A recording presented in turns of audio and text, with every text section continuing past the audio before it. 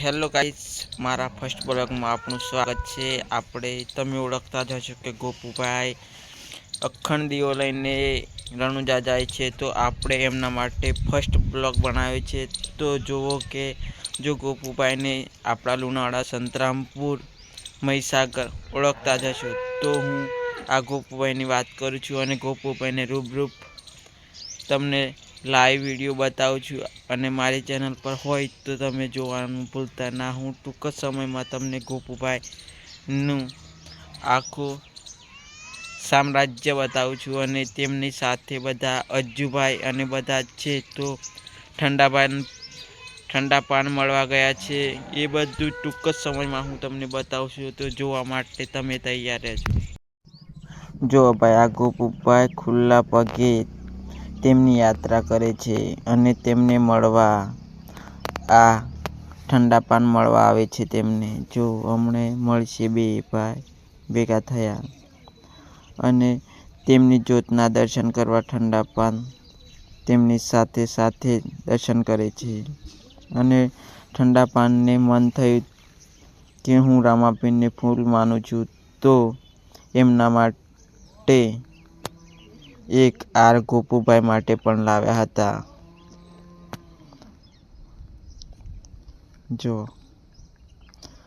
તેમને દર્શન કરીને ગોપુભાઈ અને ઠંડા પાન બે ચાલતા પાછું મન થયું કે લાવ હું થોડુંક રમી લઉં અને ચાલતા આવે છે।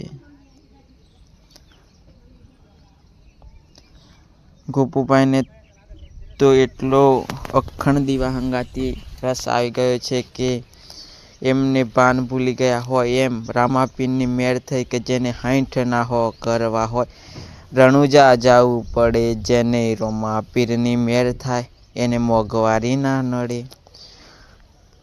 તો ઠંડા પાનને મળ્યા પછી ગોપુભાઈ પોતે તેમની જ્યોતને જોવે છે, ત્યાં દસી નાની થઈ ગઈ હતી એટલે એ દસી બદલે છે।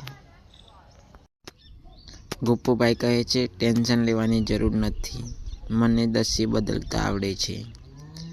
તો ધીમે જ્યોત કાઢે છે અંદરથી।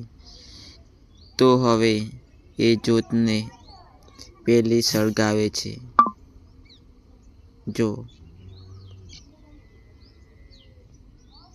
જો સળગાઈ અને ધીમે પેલી જ્યોત કાઢે છે અને બીજી જ્યોત પાછી નાખે છે। ગોપુભાઈને એટલી મેળ થઈ બાબા કે 1 મહિનો લાગશે। 800 કિલોમીટર દૂર છે રણુજા મહીસાગરથી। તો ગોપુભાઈ ધીમે જાય છે અને તેમની સાથે માણસો આવે છે।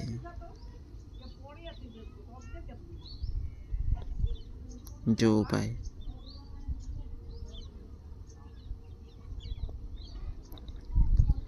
તેમની સાથે ભાઈઓ છે।